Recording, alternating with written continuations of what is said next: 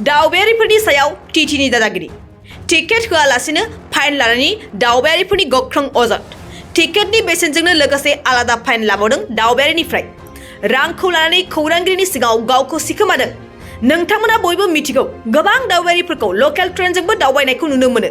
आरो माब्लाबा सुबुंनि होंगो दोंगोआव गोबां दावबायारिफोरा टिकेट लास्लाबनो हाया अब्ला ट्रेनाव गाखोना टिकेटनि बेसेनखौ टिटिनो होनो थाखाय थियारि जायो नाथाय नैबे मोनसे जाथायाव बिदि जायाखै मुरखंसेलेकनिफ्राय रङियासिम खारग्रा लकेल ट्रेनाव सासे सुमि सनवाल मुंनि आइजो टिटिनि दादागिरिखौसो नुनो मोननाय जादों दावबायारिफ्रा फोरमायनाय बादिब्ला बे आइजो टिटिया दावबायारिनिफ्राय टिकेटनि बेसेनखौ लानायनि अनगायैबो आलादायै फाइनबो लाफादों जाथायखौनो लानानै खौरांगिरिया टिटिखौ खौरांनि सिगाङाव खेंफोरथि होहोनो खावलायसेयावबो जेबो बुङाखै टिटि सुमि सनवाला टिकेट दियात আপনার কি অসুবিধা কওকচোন বাইদেউ টিকেট দিয়াত আপনার কি অসুবিধা আছে কওকচোন লগাই দে টিকেট দিয়াত বাইদেউ কি অসুবিধা আছে আপনার কওকচোন টিকেট দিয়াত কি অসুবিধা আছে আপনার কি চুইছে লোক কি চুইছে আপনি কি চুইছে টিকেট দিয়াত কি অসুবিধা আছে আপনার কওকচোন হ্যাঁ আপনার দায়িত্ব কি আছে আপনি টিটি হয় না নহয় টিকেট নহয় কি জানেনে মানে মই লখিমপুৰত এই আপোনাৰ ট্ৰেইনত আছিলোঁ এতিয়া টিকেট দিয়াত আপোনাৰ কি অসুবিধা আছে কওক বাইদেউ কওক হেল্ল' নামটো কি আছে আপোনাৰ কওকচোন হেল্ল' টিকেট কি দিয়াৰ অসুবিধা আছে আপোনাৰ কওকচোন টিকেট দিয়াৰ কি অসুবিধা আছে আপোনাৰ কওক পেষ্টটো এইফালে দিয়ক বাইদেউ এইফালে চাওক আপুনি চাওক আৰে আপোনাৰ কি দায়িত্ব কি আছে আপোনাৰ হা পাৱাৰ দেখাইছে আপুনি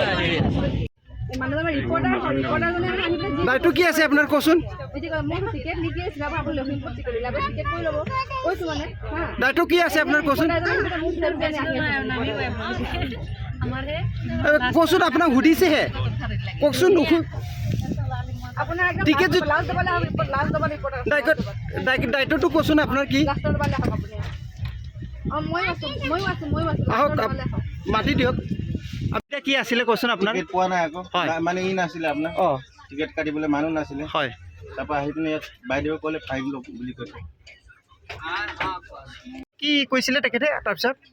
250 দুজনৰ ল'ম কৈছে 50 रुपीस এক্সট্ৰা ফাইন ল'ম বুলি কৈছে তাৰপৰা মই সোধাত ফাইন কেনে ল'ব কওঁতে টিকেট কটা নাই তাৰপৰা মোৰতো ভুল নহয় ন টিকেট কটা নাই সুধিছেহে